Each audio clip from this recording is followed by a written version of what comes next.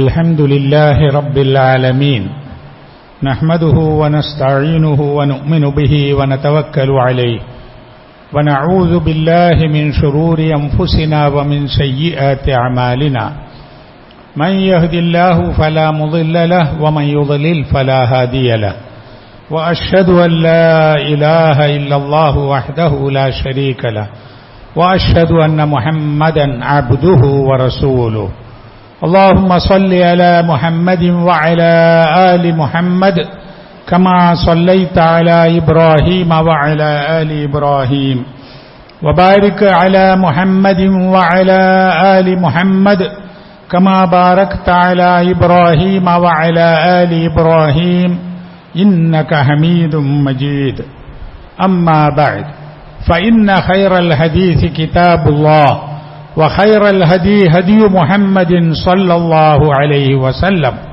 وشر الأمور محدثاتها فكل محدثة بدعة وكل بدعة ضلالة أعوذ بالله من الشيطان الرجيم بسم الله الرحمن الرحيم يا أيها الذين آمنوا اتقوا الله حق تقاته ولا تموتن إلا وأنتم مسلمون ബഹുമാന്യരായ സത്യവിശ്വാസികളെ, അല്ലാഹുവിന്റെ കൽപ്പനകൾ സൂക്ഷിച്ചുകൊണ്ട് തഖ്വയോടുകൂടി ജീവിക്കുവാൻ പരിശ്രമിക്കണമെന്ന് എല്ലാവരെയും ഉണർത്തുകയാണ്. അല്ലാഹു സുബ്ഹാനഹു വ തആല നമ്മെ എല്ലാവരെയും മുത്തഖീങ്ങളിൽ ഉൾപ്പെടുത്തുമാറാവട്ടെ. വിശുദ്ധ റമദാൻ മാസത്തിലെ ഏറ്റവും വിശേഷപ്പെട്ട ദിവസങ്ങളിലാണ് നമ്മളിപ്പോഴുള്ളത്. അല്ലാഹുവിന്റെ അനുഗ്രഹത്താൽ ഈ റമദാൻ മാസം ഇതുവരെയും നമുക്ക് വളരെ സന്തോഷത്തോടുകൂടി ഈ റമദാനിന്റെ എല്ലാ പോരിശകളും ഉൾക്കൊണ്ടുകൊണ്ട് നോമ്പെടുക്കുവാനും മറ്റ് ഇബാദത്തുകൾ വർദ്ധിപ്പിക്കുവാനും സാധിച്ചു. അല്ലാഹു സുബ്ഹാനഹു വ തആല ഖബൂൽ ചെയ്യുമാറാകട്ടെ.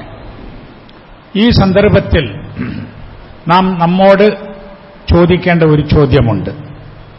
അല്ലാഹു സുബ്ഹാനഹു വ തആല റമദാൻ മാസത്തിൽ നിങ്ങൾക്ക് നോമ്പ് നിർബന്ധമാക്കപ്പെട്ടിരിക്കുന്നു എന്ന് പറഞ്ഞ വാചകത്തിൽ അതെന്തിനാണ്, അതിന്റെ ലക്ഷ്യമെന്താണ്, നോമ്പിന്റെ ഗുണമെന്താണ് എന്ന് പറഞ്ഞത് നമുക്ക് കിട്ടിയോ, നമ്മുടെ നോമ്പ് കൊണ്ടുണ്ടായോ എന്നത്. അല്ലാഹു പറഞ്ഞത് ലഅല്ലക്കും തത്തഖൂൻ എന്നാ, നിങ്ങൾ സൂക്ഷ്മശാലികളായി ജീവിക്കുവാൻ, തഖ്വയോടുകൂടി ജീവിക്കുവാൻ ആണ് ഈ നോമ്പ് നിങ്ങൾക്ക് നിർബന്ധമാക്കപ്പെട്ടിട്ടുള്ളത് എന്നാണ്. ഇതാണ് ഞാൻ എന്നോട് ചോദിക്കേണ്ടത്, നമ്മൾ ഓരോരുത്തരും സ്വന്തം ചോദിക്കേണ്ടത്. ഇത്രയും ദിവസം നമ്മൾ നോമ്പെടുത്തല്ലോ, ഈ ദിവസങ്ങളിലെ നോമ്പ് കൊണ്ട് ലഅല്ലക്കും തത്തഖൂൻ, നിങ്ങൾ തഖ്വയോടുകൂടി ജീവിക്കുവാൻ, സൂക്ഷ്മതയോടുകൂടി ജീവിക്കുവാൻ എന്ന് പറഞ്ഞ കാര്യം ഉണ്ടായോ എന്ന്. അങ്ങനെ ചോദിക്കുന്നത് എന്തിനാണെന്നറിയോ? ഇനിയും ഉണ്ടല്ലോ നമുക്ക് ഏതാനും ദിവസങ്ങൾ. ആ ദിവസങ്ങളിൽ വളരെ ജാഗ്രതയോടുകൂടി, വളരെ ശ്രദ്ധയോടുകൂടി പരിശ്രമിക്കാൻ വേണ്ടിയാണ്. ലൈലത്തുൽ ഖദർ ആവാൻ സാധ്യതയുള്ള രാത്രികളാണ്. ഈ ദിവസങ്ങളിൽ നബി സല്ലല്ലാഹു അലൈഹി വസല്ലമ അവസാനത്തെ 10 ഏറ്റവും കൂടുതൽ പരിശ്രമിച്ചിരുന്നു എന്നത് കഴിഞ്ഞ ഖുത്ബയിൽ നമ്മൾ വിശദീകരിക്കുകയുണ്ടായി.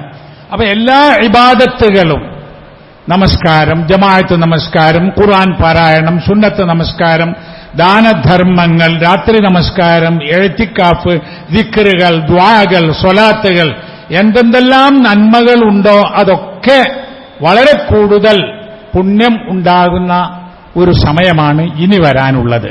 അപ്പൊ വിട്ടുപോയവര്, ശ്രദ്ധിക്കാതെ പോയവര്, അത്ര ഗൗരവത്തിൽ കാണാത്തവര്, ഇത്രയും ദിവസമായിട്ട് ഖുർആൻ ഓതിയിട്ടില്ലാത്തവര്, അതുപോലെ തന്നെ സംസാരം വേണ്ടത്ര നിയന്ത്രിക്കാത്തവര്, എല്ലാവരും ഇന്നു മുതൽ ഇവിടെ നിന്ന് അങ്ങോട്ടുള്ള സമയം ഉപയോഗപ്പെടുത്തിക്കൊള്ളുക. അല്ലാഹു തആല റഹ്മാനും ഗഫൂറും റഹീമും ഒക്കെ ആയതുകൊണ്ട് തന്നെ അല്ലാഹു തആല നമുക്ക് പാപങ്ങൾ പുറത്തു തരും.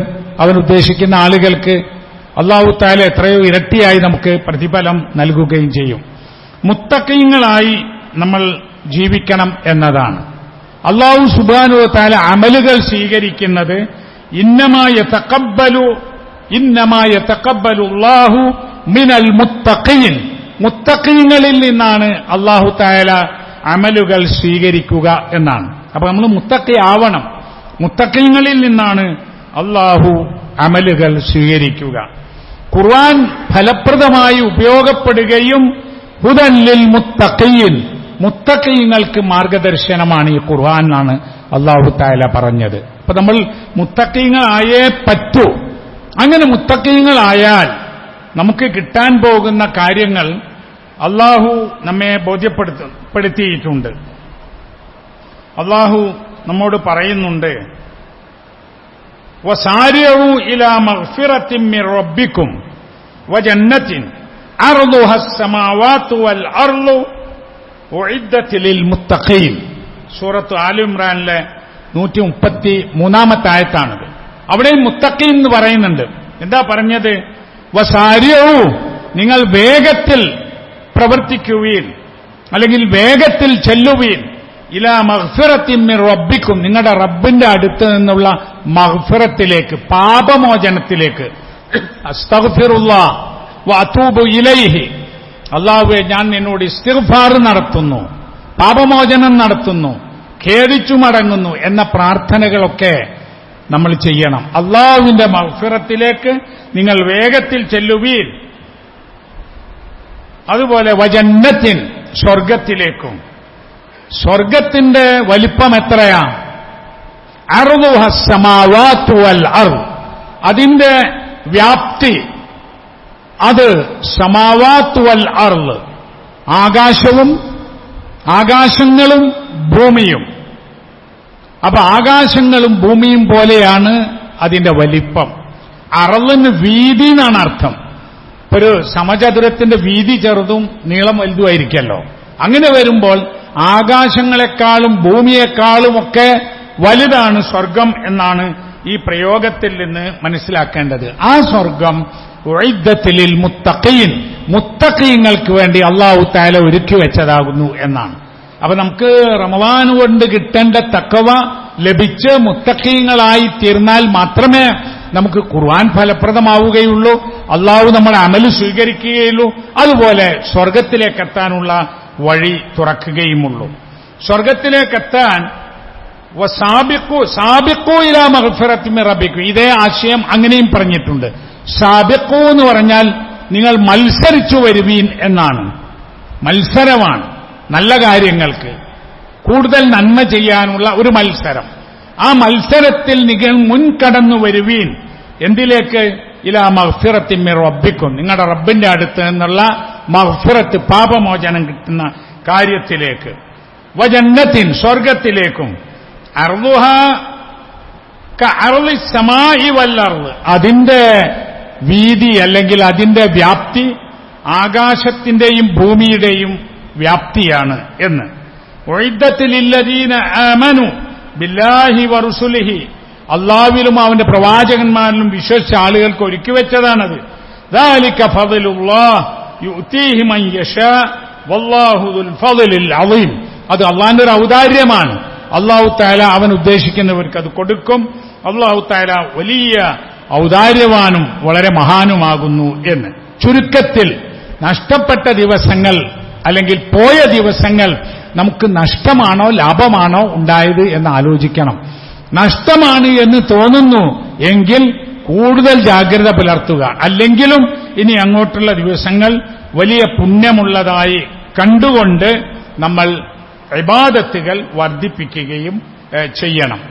റമളാൻ ലാഭമായോ നഷ്ടമായോ എന്നതിന്റെ പരിശോധനയ്ക്ക് നല്ലത് റമളാന്റെ നോമ്പ് തുടങ്ങുന്നതിന് മുമ്പുള്ള നമ്മൾ ഇപ്പോഴും അങ്ങനെ തന്നെയാണോ, എല്ലാറ്റിലും അല്ല മാറ്റം വന്നോ എന്നുള്ളതാണ്.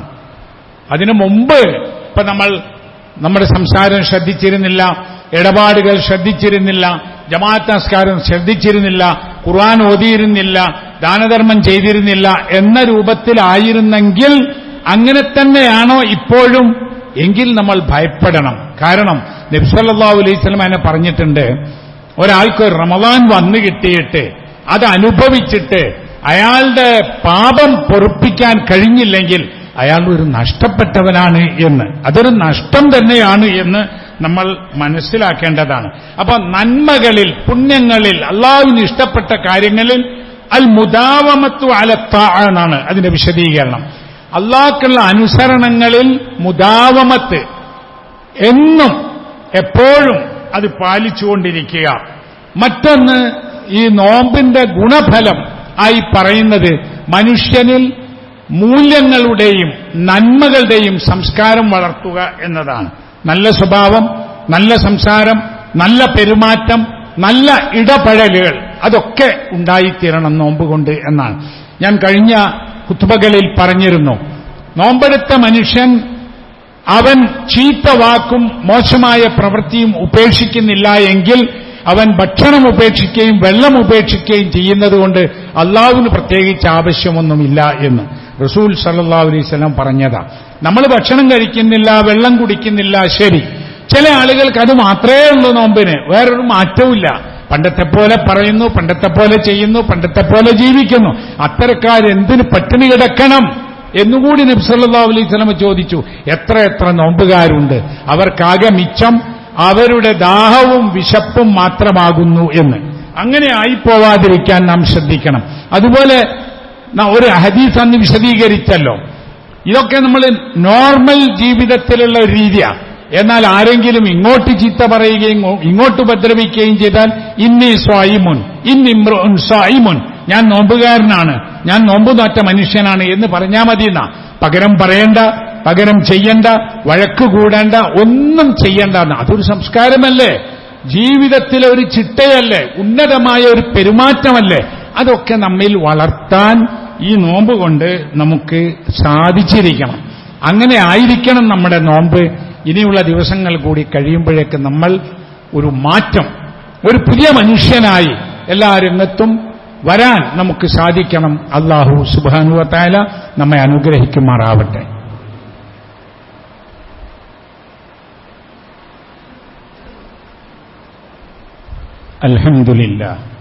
അൽഹംദുലില്ലാഹി റബ്ബിൽ ആലമീൻ വൽആഖിബത്തു ലിൽമുത്തഖീൻ വസല്ലല്ലാഹു അലാ നബിയ്യിഹിൽ കരീം വഅലാ ആലിഹി വസഹ്ബിഹി അജ്മഈൻ. ഇത്തഖുല്ലാഹ ഇബാദല്ലാഹ്. അല്ലാഹുവിന്റെ വിധിവിലക്കുകൾ പാലിച്ച് തഖ്വയോടുകൂടി ജീവിക്കണമെന്ന് വീണ്ടും ഉണർത്തുകയാണ്. നോമ്പ് കഴിഞ്ഞാൽ ഈദുൽ ഫിത്തർ, പെരുന്നാൾ വരും. അത് ഇസ്ലാമിന്റെ ഒരു പ്രായോഗികമായ രീതിയാണ്. സാമൂഹികമായും മനഃശാസ്ത്രപരമായുമുള്ള ഒരു രീതിയാണ്. എന്ന് പറഞ്ഞാൽ നോമ്പ് ഒരു മാസം, പിന്നത്തെ ദിവസം നോമ്പ് നോക്കാൻ പാടില്ല എന്നാണ്. പെരുന്നാളിനന്ന് നോമ്പ് നോക്കാൻ പാടില്ലല്ലോ. എന്ന് പറഞ്ഞാൽ ഭക്ഷണം കഴിക്കുക എന്നതാണ് അന്നത്തെ നിയമം. ഈദുൽ ഫിത്തറിന്റെ അന്ന് ഭക്ഷണം കഴിച്ച ശേഷം ഈദ്ഗാഹിലേക്കും പള്ളിയിലേക്കും പോവുക എന്നതാണ് സുന്നത്ത്. അത് നോക്കൂ, എത്ര പ്രായോഗികമാണ്. ആ പെരുന്നാൾ തന്നെ എന്താണ് ഖുർആൻ പറഞ്ഞത്? വലിതുക്മിലുൽ ഇദ്ദത വലിതുകബ്ബിറുല്ലാഹ അലാ മാ ഹദാകും വലഅല്ലകും തഷ്കുറൂൻ. നോമ്പ്, റമളാന്, അതിനെക്കുറിച്ച് പറയുന്ന കൂട്ടത്തിലാണ് സൂറത്തുൽ ബഖറയിൽ 185 ആയത്ത്. 183, 84, 85 ഒക്കെ നോമ്പും റമളാനും ഒക്കെയാണ്. അതിൽ പറയുന്നത് യുരീദുല്ലാഹു ബിക്കുമുൽ യുസ്റ, നിങ്ങൾക്ക് എളുപ്പമുണ്ടാവണം എന്ന് അല്ലാഹ് ആഗ്രഹിക്കുന്നു. നോമ്പ് വിൽക്കാൻ പറഞ്ഞിട്ട് അവിടെ പറഞ്ഞല്ലോ, നിങ്ങൾ യാത്രയിലാണെങ്കിൽ, നിങ്ങൾ രോഗികളാണെങ്കിൽ, നിങ്ങൾക്ക് വളരെ കഷ്ടപ്പെട്ട് മാത്രമേ നോമ്പെടുക്കാൻ കഴിയൂ എന്നാണെങ്കിൽ അതിനൊക്കെ വകുപ്പുകൾ പറഞ്ഞു തന്നു. രോഗിയും യാത്രക്കാരും പിന്നെ നോമ്പെടുത്താൽ മതി. അതുപോലെ നോമ്പെടുക്കാൻ ഒരിക്കലും കഴിയില്ല എന്നൊരവസ്ഥയിലെത്തിയ ആൾ ഫിദിയ കൊടുത്താൽ മതി. ഫിദിയത്തുൻ തആമു മിസ്കീൻ, മിസ്കീന് ഭക്ഷണം കൊടുത്താൽ മതി. എന്നിട്ട് അള്ള പറഞ്ഞത് നിങ്ങൾക്ക് എളുപ്പമുണ്ടാകണം എന്നാണ് അള്ള ഉദ്ദേശിക്കുന്നത്. മനുഷ്യന്മാരെ നോമ്പ് കൽപ്പിച്ച് ബുദ്ധിമുട്ട് ആക്കുക, അല്ല അങ്ങനെ ചെയ്യണം, എങ്ങനെ ചെയ്യണമെന്ന് പറഞ്ഞ് ചെയ്യാൻ കഴിയാത്തത് കൽപ്പിക്കാതെ ഒന്നുമില്ല. വലാ യുരീദു ബിക്കുമുൽ ഉസ്റ, നിങ്ങൾക്കൊരു ഭാരവും നിങ്ങൾക്ക് ഒരു ഇടങ്ങേറും അള്ളാഹു ഉദ്ദേശിച്ചിട്ടില്ല. എന്നിട്ട് ഈ നോമ്പ് നോക്കുന്ന കാര്യം പറഞ്ഞിട്ട് ഈ വിശദീകരണത്തിന് ശേഷം പറഞ്ഞത് വലിതുക്മിലുൽ ഇദ്ദത, നിങ്ങൾ എണ്ണം പൂർത്തിയാക്കാനും. അല്ലെ, ഒരു മാസം 29 30 ദിവസം. അതാണ് ഇദ്ദത്ത്, എണ്ണം. ഈ എണ്ണം നിങ്ങൾ നോമ്പെടുത്ത് പൂർത്തിയാക്കാനും വലിതുകബ്ബിറുല്ലാഹ അലാ മാ ഹദാക്കും, നിങ്ങൾക്ക് ഹിദായത്ത് നൽകിയതിന് നന്ദിയായി അള്ളാഹുവിനെ തക്ബീർ ചെയ്യാൻ, അള്ളാഹുവിന്റെ മഹത്വം പ്രകീർത്തിക്കാൻ, അല്ലാഹു അക്ബർ എന്ന് പറയാൻ ആണ് ഈ നിയമം എന്നാണ്. വലഅല്ലക്കും തഷ്കുറൂൻ, നിങ്ങൾ നന്ദി കാണിക്കുന്നവരായിരിക്കാൻ. നമ്മൾ പെരുന്നാൾ രാവ് മുതൽക്ക്, പെരുന്നാളിന്റെ തലേദിവസത്തെ മഗ്രിബ് മുതൽക്ക്, മാസപ്പിറവി പ്രഖ്യാപിക്കുന്നത് മുതൽക്ക് നമ്മൾ തക്ബീർ ആരംഭിക്കുന്നു. ആ തക്ബീർ അല്ലാഹു അക്ബർ എന്ന് നമ്മൾ പറയുന്നത് അത് ലഅല്ലക്കും തഷ്കുറൂൻ, നന്ദിയാണത്. അത് അള്ളാഹുവിന്റെ മഹത്വം വാഴ്ത്തലാണ്. അപ്പൊ ആഘോഷം പോലും നമുക്ക് ഒരു ഇബാദത്തായി മാറുകയാണ്. സാധാരണ ആഘോഷങ്ങൾ, ഉത്സവങ്ങളൊക്കെ അച്ചടക്കമോ ഇതുപോലുള്ള ആരാധനയോ ആയിട്ടല്ല നടത്തപ്പെടുന്നത്. ഇസ്ലാമിൽ നോക്കൂ, നാളെ പെരുന്നാളാണെങ്കിൽ ഇന്ന് മഗ്രിബ് മുതൽക്ക് തന്നെ നമ്മൾ തക്ബീർ ആരംഭിക്കുന്നു. വീടുകളിൽ, അങ്ങാടികളിൽ, അതുപോലെ തന്നെ വഴികളിൽ, പള്ളികളിൽ ഒക്കെ തക്ബീർ ചൊല്ലിയിരുന്നു സഹാബിമാര്. അത് പുണ്യമാണ്. ഉറക്കെ തക്ബീർ ചൊല്ലൽ പുണ്യമാണ്. മറ്റൊന്ന്, പെരുന്നാൾ ദിവസം നോക്കും. പെരുന്നാൾ ദിവസത്തിൽ രാവിലെ എന്നും നമ്മളൊക്കെ കുളിക്കുന്നുണ്ടെങ്കിലും പെരുന്നാളിന്റെ കുളി, അല്ലെ പെരുന്നാൾ നമസ്കാരത്തിന്റെ കുളി, അതൊരു സുന്നത്തായ കുളിയാണ്. അപ്പൊ ആ കുളി ഒരു അമൽ സ്വാലിഹായി വരികയാണ്. അതുപോലെ പെരുന്നാൾ നമസ്കാരത്തിന്, ഈ ഈദുൽ ഫിത്തർ നമസ്കാരത്തിന് പോകുമ്പോൾ ഭക്ഷണം കഴിച്ചു പോവാ. നബി സല്ലല്ലാഹു അലൈഹി വസല്ലമ ഈത്തപ്പഴമൊക്കെ കഴിച്ചിട്ടാണ് പോയിരുന്നത്. അത് ഇത്രയും ദിവസം നോമ്പെടുത്ത മനുഷ്യനൊരു മാറ്റം വരികയാണ്. ഇനി അല്ലെങ്കിൽ വേറെ ഭക്ഷണവും കഴിക്കാം. ബലിപ്പെരുന്നാളിന് പെരുന്നാൾ നമസ്കാരം കഴിഞ്ഞിട്ടാണ് ഭക്ഷണം കഴിക്കൽ സുന്നത്ത്. അതുപോലെ പെരുന്നാൾ നമസ്കാരം നമ്മൾ ഈദ്ഗാഹിലേക്കോ പള്ളിയിലേക്കോ പോകുമ്പോൾ ഒരു വഴിയിലൂടെ പോവുകയും മറ്റൊരു വഴിയിലൂടെ തിരിച്ചു പോവുകയും ചെയ്യണം എന്നാണ്. എന്താണ് അതിന്റെ ഹിക്മത്ത് അള്ളാഹുവിനറിയാം. പക്ഷേ പല പണ്ഡിതന്മാരും അവരുടെ ചിന്ത അനുസരിച്ച് പറഞ്ഞത്, ഒന്ന്, നമ്മുടെ ഈ തക്ബീറുകൾ ഒരുപാട് ആളുകളെ കേൾപ്പിക്കാൻ കഴിയും. മറ്റൊന്ന്, നമ്മൾ ഈ നടന്നു പോകുന്ന വഴികളൊക്കെ നമുക്ക് സാക്ഷ്യമായിട്ട് പരലോകത്ത് വരും. അപ്പൊ ഒരു വഴിക്ക് അങ്ങോട്ട് പോയാൽ ആ വഴിയും, വേറെ വഴിക്ക് ഇങ്ങോട്ട് വന്നാൽ ആ വഴിയും നമുക്ക് സാക്ഷികളായി ഉണ്ടാകും എന്ന്. മറ്റൊന്ന്, ഈദ്ഗാഹിലേക്ക് പോകുമ്പോഴേ സ്ത്രീകളും കുട്ടികളും മുതിർന്നവരും ചെറിയവരും എല്ലാവരും പോകണമെന്നാണ് ഹദീസിലുള്ളത്. ഹദീസിൽ പറയുന്നുണ്ട്, സാധാരണ നമസ്കരിക്കാൻ പറ്റാത്ത അവസ്ഥയിലുള്ള ആർത്തവകാരികളായ സ്ത്രീകൾ പോലും ഈദ്ഗാഹിൽ പോവുകയും എന്നിട്ട് ഈ ഹൈറിൽ പങ്കെടുക്കുകയും അവർ നമസ്കരിക്കാതെ അവിടുത്തെ ദുആയിൽ പങ്കെടുക്കുകയും ഒക്കെ ചെയ്യുന്നത് പുണ്യമാകുന്നു എന്ന്. കാരണം അവർക്കും ഈ ഈദിന്റെ ആഘോഷം കിട്ടണം എന്നതാണ്. പിന്നെ ഈദ് നമസ്കാരം കഴിഞ്ഞാൽ ഈദിന്റെ ഹുത്തുബ കേട്ടിരിക്കണം എന്നതാണ്. അതുപോലെ നമ്മൾ പെരുന്നാളിന് ആളുകൾ കാണുമ്പോൾ ഒരു സന്തോഷം അറിയിക്കണമല്ലോ. അതൊരു ബലം പിടിച്ചിരിക്കുന്ന അവസ്ഥയല്ല. അതുകൊണ്ടാണ് സഹാബിമാര് തഖബ്ബലല്ലാഹു മിന്നാ വമിൻകും എന്ന് പറഞ്ഞിരുന്നു. അല്ലാഹ് നമ്മിൽ നിന്നും നിങ്ങളിൽ നിന്നുമൊക്കെ ഇത് സ്വീകരിക്കട്ടെ. ആ പദം തന്നെ ആവണമെന്നില്ല. നമ്മൾ പരസ്പരം അഭിവാദ്യം ചെയ്യുകയും സന്തോഷം പങ്കുവെക്കുകയും ചെയ്യാം. അപ്പൊ തഖബ്ബലല്ലാഹു മിന്ന വമിൻകും എന്നത് പറയൽ സഹാബിമാർ പറഞ്ഞിരുന്ന ഒരു കാര്യമാണ്. വേറൊന്ന്, പെരുന്നാൾ ദിവസത്തിൽ സ്നേഹം പങ്കുവെക്കണം എന്നാണ്. കുടുംബക്കാര്, അയൽവാസികള്, ദൂരെയുള്ള ബന്ധുക്കള്, ഇവരൊക്കെ നമ്മൾ ബന്ധപ്പെടുകയും പോയി കാണുകയും ഫോണിലൂടെ വിവരം അറിയുകയും ഒക്കെ ചെയ്യുന്നത് വളരെ നല്ലതാണ്. പെരുന്നാൾ ദിവസം ഉള്ളതിൽ ഏറ്റവും നല്ല വസ്ത്രം ധരിക്കൽ നല്ലതാണ്. അങ്ങനെയാണ് വേണ്ടത്. ഉള്ളതിൽ ഏറ്റവും നല്ല വസ്ത്രം ധരിക്കുക, പെരുന്നാളിന് നല്ല ഭക്ഷണം ഉണ്ടാക്കി കഴിക്കുക. അതിലൊക്കെ ഒരു ഇസ്റാഫ് വരാഞ്ഞാൽ മതി. എന്നാൽ ഒരു ആഡംബരവും ധൂർത്തും ഇല്ലാഞ്ഞാൽ മതി. മക്കൾക്കൊക്കെ പെരുന്നാളാണ് എന്നത് ഒരു സന്തോഷത്തോടു കൂടി കാണാൻ നമ്മൾ എന്തെങ്കിലുമൊക്കെ ചെയ്യണം, അല്ലെ? കുട്ടികൾക്ക് പൈസ കൊടുത്തു നോക്കി ഒരു പെരുന്നാളിന് കാത്തുക്കും. കുട്ടികൾക്ക് പെരുന്നാളിന് ഡ്രസ്സ് വാങ്ങിക്കൊടുത്തു നോക്കി ഒരു കാത്തുക്കും. അപ്പൊ ചെറിയ മക്കൾക്കൊക്കെ തന്നെ ഈ പെരുന്നാൾ ആനന്ദകരമായി പിന്നീട് ഓർക്കാനെങ്കിലും നമ്മൾ മുതിർന്നവർ, വാപ്പയും ഉമ്മയുമൊക്കെ പെരുന്നാളിന് അവർക്ക് എന്തെങ്കിലും ഗിഫ്റ്റ് കൊടുക്കുന്നതൊക്കെ വളരെ ഉപകാരപ്പെടുന്ന കാര്യങ്ങളാണ്. പിന്നെ പെരുന്നാൾ കഴിഞ്ഞാൽ 6 ദിവസം ശവ്വാലിലെ നോമ്പെടുക്കൽ സുന്നത്താണ്. ഹദീസിൽ വന്നത് മൻ സാമ റമളാന വഅത്ബഅഹു സിത്തൻ മിൻ ശവ്വാല, റമളാൻ നോമ്പെടുക്കുകയും പിന്നെ ശവ്വാലിലെ 6 നോമ്പിനെ അതിനോട് തുടർത്തി എടുക്കുകയും ചെയ്താൽ ഫകാന്നമാ സാമദ് ദഹ്റ കുല്ലഹു, അവൻ ആ ദഹറിന്റെ അടുത്ത് അവിടെ ഒരു കൊല്ലം എന്നാണ്, ഒരു കൊല്ലം അവൻ നോമ്പെടുത്ത പ്രതിഫലമാകും എന്ന്. അതായത് 30 ദിവസവും പിന്നെ 6 ദിവസവും അത് നോമ്പെടുത്താൽ അത് 360 ദിവസത്തിന്റെ പ്രതിഫലമായല്ലോ, 10 ഇരട്ടി പ്രതിഫലം എന്നത്. അങ്ങനെ അവൻ ഒരു കൊല്ലം നോമ്പെടുത്ത പ്രതിഫലമാണ് എന്ന്. ഇനി അതല്ല കാലാകാലം നോമ്പെടുത്ത എന്നാണ് ദഹറിന്റെ അർത്ഥമെങ്കിൽ അതിനും വിരോധമൊന്നുമില്ല. അല്ലാഹു തആല എത്രയും പ്രതിഫലം നൽകുന്നതാണ്. അത് തുടർച്ചയായ എടുക്കലാണ് ഏറ്റവും നല്ലത്. എന്നാൽ ഒരാൾക്ക് ഷവ്വാലിൽ അങ്ങനെ കഴിയാത്ത അവസ്ഥകളുണ്ടായാൽ ഷവ്വാൽ മാസത്തിൽ അത് എടുത്ത് വീട്ടിയാൽ മതി. മറ്റൊരു കാര്യം സക്കാത്തുൽ ഫിത്തറാണ്. അതും ഇങ്ങനെ പറയണം. കാരണം സക്കാത്തുൽ ഫിത്തർ കൊടുക്കേണ്ടത് നമ്മൾ പെരുന്നാൾ നമസ്കരിക്കുന്നതിന്റെ മുമ്പാണ്. പെരുന്നാൾ നമസ്കരിക്കുന്നതിന്റെ മുമ്പ്. അതെപ്പോൾ കൊടുക്കാം? പെരുന്നാൾ ആയിക്കഴിഞ്ഞാലാണ് അതിന്റെ സമയം. സഹാബിമാര് പെരുന്നാളിന്റെ 1-2 ദിവസം മുമ്പൊക്കെ കൊടുത്തിരുന്നു എന്നും നമുക്ക് കാണാൻ സാധിക്കും. അതായത് മാസം പ്രഖ്യാപിച്ചോ എന്നൊക്കെ നോക്കിയിട്ട് ഈ സക്കാത്ത് സംഭരിച്ചു കൊടുക്കാൻ സമയമില്ലാത്ത അവസ്ഥയൊക്കെ വരും. അങ്ങനെ നമ്മൾ ഇടുക്കാക്കേണ്ടതില്ല. സഹാബിമാർ ചെയ്തിരുന്ന പോലെ 1-2 ദിവസം മുമ്പൊക്കെ ഈ ഫിത്ർ സക്കാത്ത് കൊടുക്കാം. അതിന്റെ അളവ് പല ആളുകളും പല അളവും പറയാനുള്ള കാരണം അളവാണത്, അതിന്റെ അസ്ൽ തൂക്കമല്ല. നബി സല്ലല്ലാഹു അലൈഹി വസല്ലമ പറഞ്ഞിട്ടുള്ളത് സാഅൻ മിൻ തംറിൻ അല്ലെങ്കിൽ മറ്റ് ഷഈരിൻ എന്നൊക്കെ ഉണ്ട്. അതായത് ഒരു സായ് ഭക്ഷ്യവസ്തു, അത് ഈത്തപ്പഴം, മുന്തിരി, ബാർലി, അന്ന് അവരെ പ്രധാന ഭക്ഷണങ്ങളായിരുന്ന സാധനം. സായ് എന്ന് പറഞ്ഞാൽ ഒരൊറ്റ മനുഷ്യന്റെ 2 കൈകളും കൂടി കൂട്ടി വാരിയാൽ 4 വാരൽ എത്രയാണോ അതാണ് ഒരു സായ് എന്നാണ്. അത് ആളുടെ കൈ വലിപ്പം അനുസരിച്ച് വ്യത്യാസം ഉണ്ടാവും.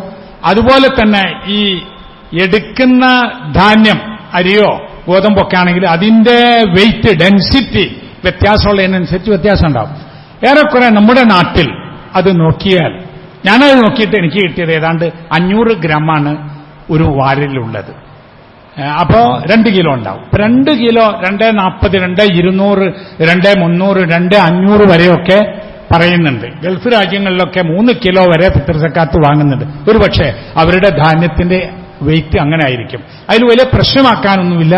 നമുക്ക് ഏതാണ്ട് അറിയാവുന്ന ഒരു സംഗതിയാണ് ഫിത്ർ സക്കാത്ത്. അതും നമ്മൾ സംഘടിച്ച് ഏർപ്പാട് ചെയ്യലാണ് ഏറ്റവും നല്ലത്. അതാണ് കൂടുതൽ ഉപകാരപ്പെടുന്നതും. പ്രത്യേകിച്ച് ഫിത്ർ സക്കാത്ത് തന്നില്ലല്ലോ എന്നും പറഞ്ഞ് പാവ മനുഷ്യന്മാർ നമ്മുടെ വീടുകളിൽ കൂടെ നടക്കുന്ന അവസ്ഥ ഒഴിവാക്കാൻ മഹല്ലുകളിലും പ്രദേശങ്ങളിലും സ്ഥാപനങ്ങളൊക്കെ കേന്ദ്രീകരിച്ച് ഫിത്ർ സക്കാത്ത് നൽകണം. ഫിത്ർ സക്കാത്ത് നൽകേണ്ടത് ഒരാൾ എവിടെയാണോ പെരുന്നാൾ ആഘോഷിക്കുന്നത് അവിടെയാണ്. ഇപ്പൊ നമ്മളിപ്പോ ഇവിടെയാണ്, ഒരാൾ വിദേശത്താണ്. അപ്പൊ എവിടെയാണോ ആ മനുഷ്യനുള്ളത് അവിടെയാണ് അയാളുടെ ഫിത്ർ സക്കാത്ത് നൽകേണ്ടത്. ചില സ്ഥലങ്ങളിൽ അങ്ങനെ ഫിത്ർ സക്കാത്ത് നൽകാൻ സംവിധാനമില്ലാതിരിക്കും. ചില സ്ഥലങ്ങളിൽ അർഹരായ ആളുകളെ കാണാനില്ല, അല്ലെങ്കിൽ കിട്ടാനില്ല, അങ്ങനത്തെ ആളില്ല. അങ്ങനെ ആയാൽ എന്ത് ചെയ്യും എന്നാണ്. അപ്പൊ ഫിത്ർ സക്കാത്ത് നൽകുന്ന ആൾ എവിടെയാണോ പെരുന്നാൾ ആഘോഷം ആ നാട്ടിലെ പാവങ്ങൾക്ക് നൽകണം.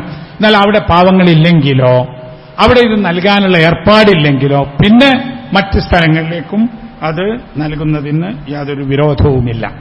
ഇതില് പെരുന്നാളിന്റെ ഇപ്പൊ നോമ്പ് മുഴുവൻ ഞാൻ മുമ്പ് പറഞ്ഞിട്ടുണ്ട്. അതിലൊരു മാനവികമായ വശമുള്ളത് അല്ലെ. നോമ്പെടുക്കുന്നു, വേറെ ആൾക്ക് നോമ്പ് തുറപ്പിക്കുന്നു, നോമ്പ് തുറപ്പിക്കുന്നത് നമ്മൾ ആഗ്രഹിക്കുന്നു, തുറപ്പിക്കണം എന്നുള്ളത്. അതുപോലെ തന്നെ നമ്മൾ സക്കാത്ത് കൊടുക്കുന്നു, സദക്ക ചെയ്യുന്നു. പെരുന്നാൾ ദിവസം നമ്മുടെ ചുറ്റുവട്ടത്ത് ആർക്കും ഭക്ഷണം കിട്ടാത്ത ഒരവസ്ഥ ഉണ്ടാവരുത് എന്ന നിലയിൽ നമ്മളെല്ലാവരും ഫിത്ർ സക്കാത്ത് നൽകുകയും ചെയ്യുന്നു. ഇതാണ് ഇതിലുള്ള ഫിത്ർ സക്കാത്തിന്റെ നിയമം. പിന്നെ ഒരു കാര്യവും കൂടെ, നമ്മുടെ പെരുന്നാൾ ആഘോഷം അത് നമുക്ക് ആഘോഷിക്കാം, സന്തോഷിക്കാം അല്ലെ. കുട്ടികളും മക്കളൊക്കെ ആയിട്ട് ഏതെങ്കിലും നാട് കാണാൻ പോവാം, ടൂർ പോവാം, ഒന്നും ഒരു വിരോധമില്ല. പക്ഷെ എന്ത് വേണം? ഹറാമുകൾ ചെയ്യരുത്. നിർബന്ധമായ കാര്യങ്ങൾ ഇതിന്റെ പേരിൽ വിട്ടുപോവരുത്. ഇപ്പൊ നിസ്കരിക്കാതെ പോവുക അത് പറ്റൂല. അപ്പൊ നമസ്കാരവും മറ്റു കാര്യങ്ങളൊക്കെ സൂക്ഷിച്ചുകൊണ്ട് ആയിരിക്കണം പെരുന്നാൾ ദിവസത്തെ നമ്മുടെ ആഘോഷങ്ങൾ എന്നുകൂടി സൂചിപ്പിക്കുന്നു. ബാക്കി കാര്യങ്ങൾ പെരുന്നാൾ സംബന്ധമായത് ഇൻഷാ അല്ലാഹ് പെരുന്നാൾ ഖുത്ബയിൽ പറയാം. നമുക്കിവിടെ കോഴിക്കോട്ട് സംയുക്ത ഈദ്ഗാഹ് കമ്മിറ്റിയുടെ ആഭിമുഖ്യത്തിൽ പെരുന്നാൾ ദിവസം രാവിലെ 7:15 ബീച്ചിൽ കടപ്പുറത്ത് ഓപ്പൺ സ്റ്റേജിനടുത്താണ് ഈദ്ഗാഹ്. അപ്പൊ നിങ്ങൾക്കറിയാവുന്നതാണ്, ഇവിടെ 7:15 എന്ന് പറഞ്ഞാൽ കോഴിക്കോട്ട് ഈദ്ഗാഹ് 7:15 എന്നാണ്. ആ പോരുമ്പോൾ ഒരു ബ്ലോക്ക് വന്നു അല്ലെങ്കിൽ അങ്ങനെയൊന്നും വിചാരിക്കേണ്ട. അതും കൂടി കണ്ടുകൊണ്ട് വീട്ടിന്ന് പുറപ്പെടുന്നതാണ് എല്ലാവർക്കും നല്ലത്. അല്ലാഹു സുബ്ഹാനഹു വ തആല നമ്മെ അനുഗ്രഹിക്കുമാറാവട്ടെ. ഇന്നിവിടെ കലക്ഷൻ നടത്തും.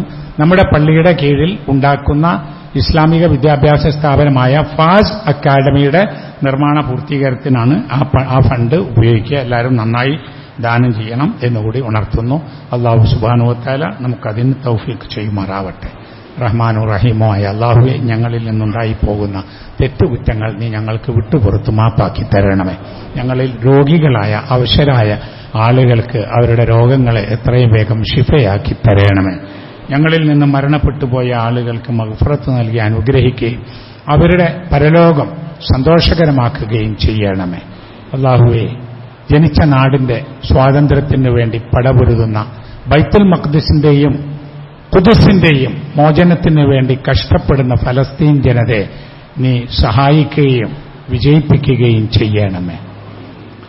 اللهم اغفر للمؤمنين والمؤمنات والمسلمين والمسلمات الأحياء منهم والأموات إنك مجيب الدعوات يا قاضي الحاجات. ربنا تقبل منا إنك أنت السميع العليم وتب علينا إنك أنت التواب الرحيم. ربنا يا غافر المذنبين اللهم أعز الإسلام والمسلمين. ربنا هب لنا من أزواجنا وذرياتنا قرة أعين واجعلنا للمتقين إماما. ربنا آتنا في الدنيا حسنة وفي الآخرة حسنة وقنا عذاب النار. وصلى الله على نبينا محمد وعلى آله وصحبه وسلم.